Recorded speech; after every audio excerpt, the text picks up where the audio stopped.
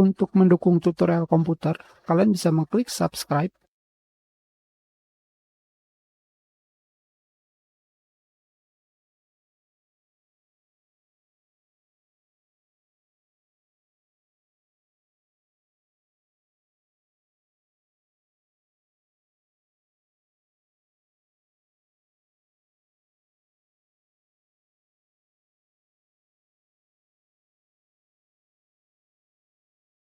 Sekarang kita akan masuk ke sesi menginstal aplikasi Malwarebits. Di sini, jika kalian memilih mendownload aplikasi Malwarebits versi offline, ukurannya adalah 200 MB, sedangkan jika online, ukurannya hanya 2 MB.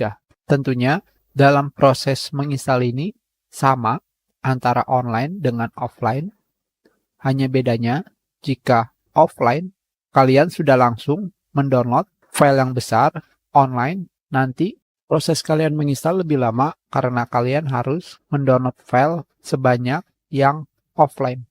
Sekarang, kita akan menginstal aplikasi Malwarebits versi offline. Kalian klik 2 kali, pilih yes. Di sini, kalian pilih di mana kalian ingin menginstal Malwarebits. Kalian pilih personal komputer. Kalian bisa memilih advanced option atau install. Jika kalian memilih install, kalian akan langsung menginstal aplikasi Malwarebits, tetapi kita akan memilih yang advanced option. Jika kalian memilih advanced option, kalian bisa memilih di mana tempat penyimpanan Malwarebits. Kalian bisa memilih apakah ingin membuat shortcut pada desktop. Kalian bisa memilih bahasa aplikasi Malwarebits. Selanjutnya, kalian klik install.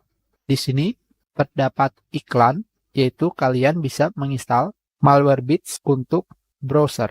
Jika kalian ingin menginstalnya, kalian pilih yes, install. Jika tidak, kalian pilih skip this. Dan kalian tunggu sampai proses instalasi aplikasi Malwarebits selesai.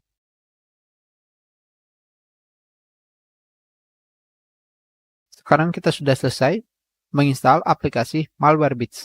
Kalian klik get started. Kita akan memilih yang maybe later. Dan kalian tekan tombol get started. Sekarang, versi Malwarebits yang kita install adalah versi premium trial. Dan sekarang, dikarenakan kita menggunakan versi offline, database pada aplikasi Malwarebits perlu kalian update.